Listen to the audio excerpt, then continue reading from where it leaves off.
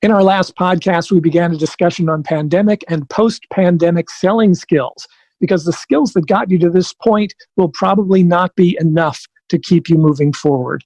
Do you have what it takes to survive and thrive in the new environment? Let's find out. Increase sales, improve margins, and grow your business. Guaranteed. TopSecrets.com. Now, David Blaise. Hi, and welcome to the podcast. Today, co-host Chris Templeton and I are back to continue our discussion on pandemic and post-pandemic selling skills. Welcome back, Chris. Hi, David. In our last podcast, we were going to talk about all kinds of skills that have to be developed in order to succeed in this new selling environment. Right. We didn't get as far as we thought we were going to, and we kind of left off on Facebook groups and the type of content that we can put up. Let's talk about some other things that we can do in regards to social media. Okay. We started talking about Facebook groups and Facebook personal profiles and Facebook pages. But obviously, there are other social media sources as well. LinkedIn is always thought of as being a good source for business. You want to discuss that one next? Sure. Let's talk about LinkedIn. Okay. If you've been in business for a long time, you probably have some sort of LinkedIn account or presence. If not, you should definitely look into getting one.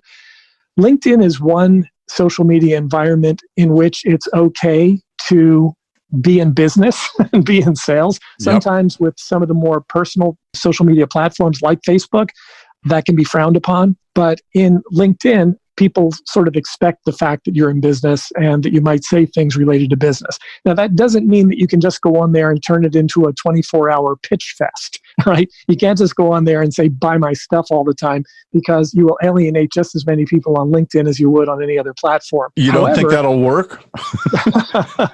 You can try it if you want to. Yeah, let me know how it works out. You try it and let us know how it goes. Yeah, send us an email.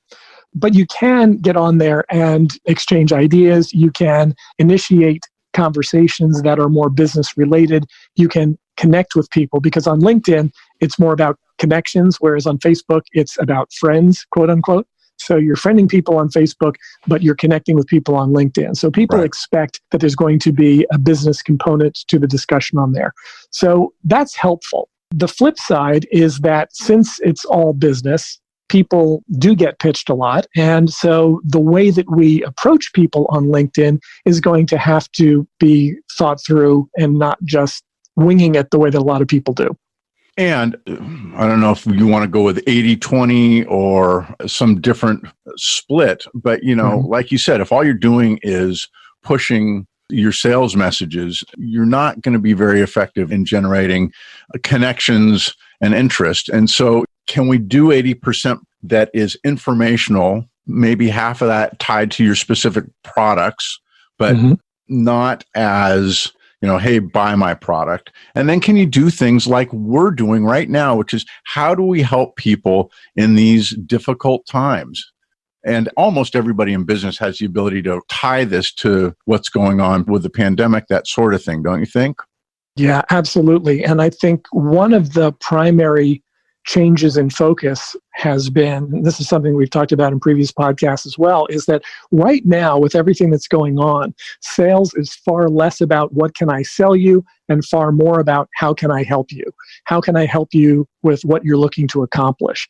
And so if we're looking to initiate business conversations, let's say through LinkedIn, then we want to be clear up front that it's not just about selling people, it's about trying to figure out how we can help. And so if we're initiating a connection request on LinkedIn, there should be a reason for that. In other words, you don't use the generic, I'd like to connect with you on LinkedIn, because if they don't know you, they don't know the benefit, they don't understand the what's in it for me. And so they're going to be far less likely to be receptive or to connect. If you can give them a reason about why you're connecting, they'll be a lot more likely to do it.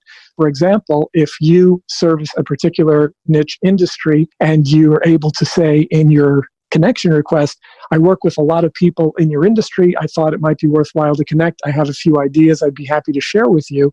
Then there's a reason for the connection. It's not just, oh, okay, some other total stranger is just trying to pitch me.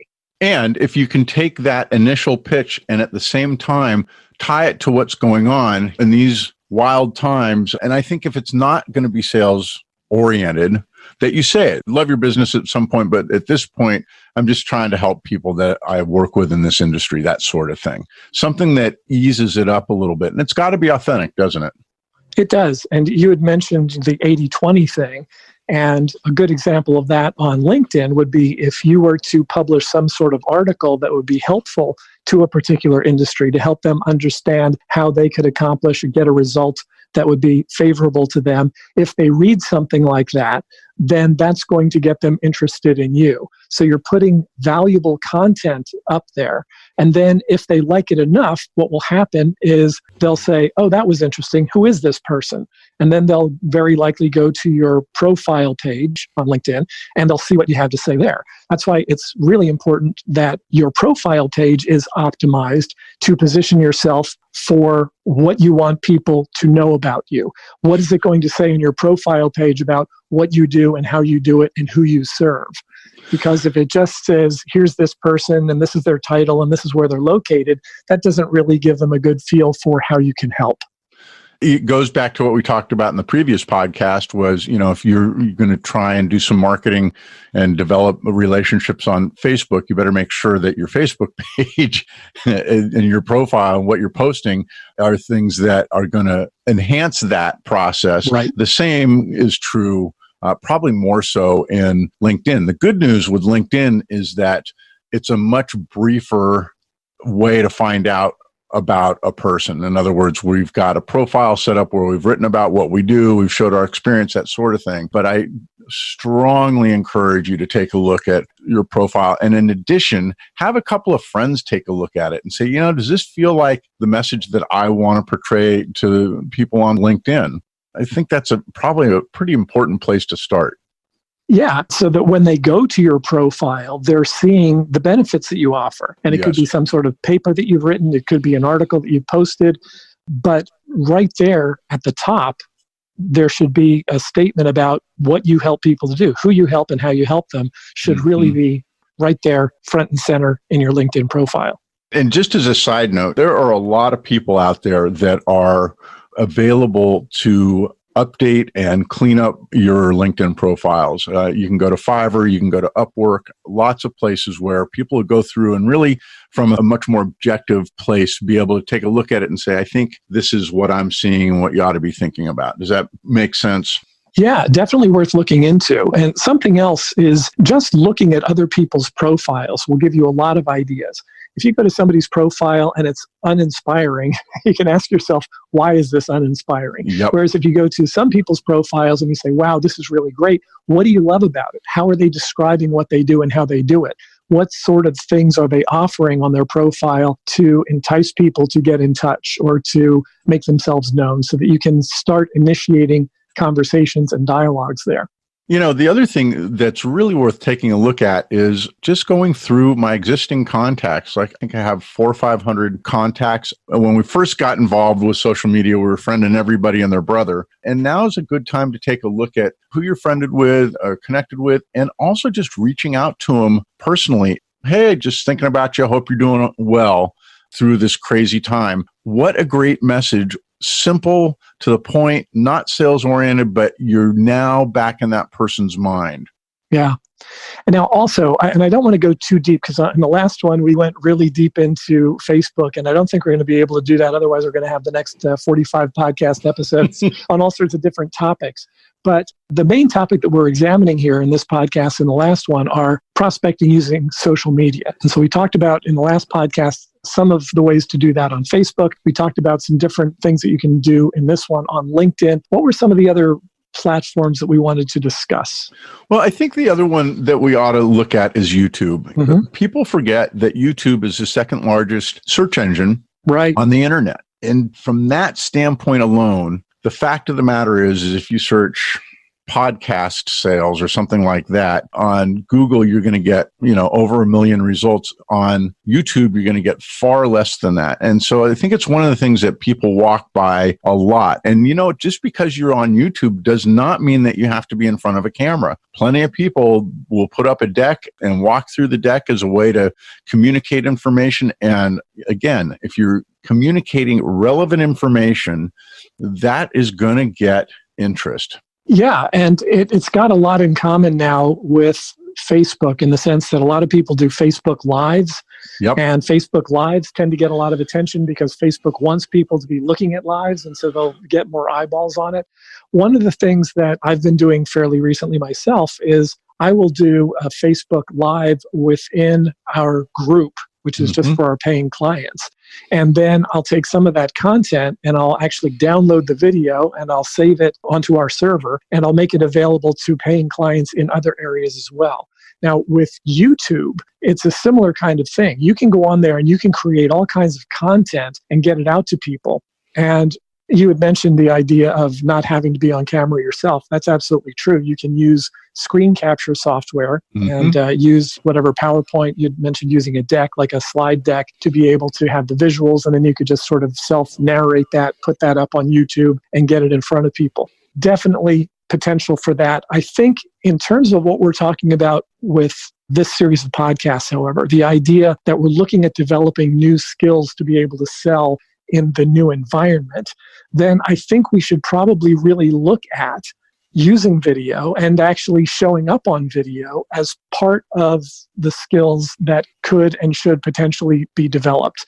If you're in front of people normally in a selling situation, then this shouldn't be all that much harder. Getting used to talking to a camera is not all that different than getting used to talking to a person, except of course you don't get the feedback, you don't get the initial feedback. But to be able to shoot a quick video, just a couple of minutes to get a point across, can be extremely effective. Years ago, I remember giving presentations where I was talking about using tools like YouTube to be able to leverage ourselves and to be able to do more of a one-to-many approach. Because if I get comfortable enough with the idea of shooting a 2 or 3 minute video on my phone that communicates a message, I can leverage my time like crazy. If I can actually shoot a 3 to 5 minute video in 3 to 5 minutes and then post it up to YouTube a few minutes after that, and then send out a link to 100 of my favorite customers, if 10% of them, if 10 of them end up watching the video, that's 30 minutes of FaceTime that I'm getting with them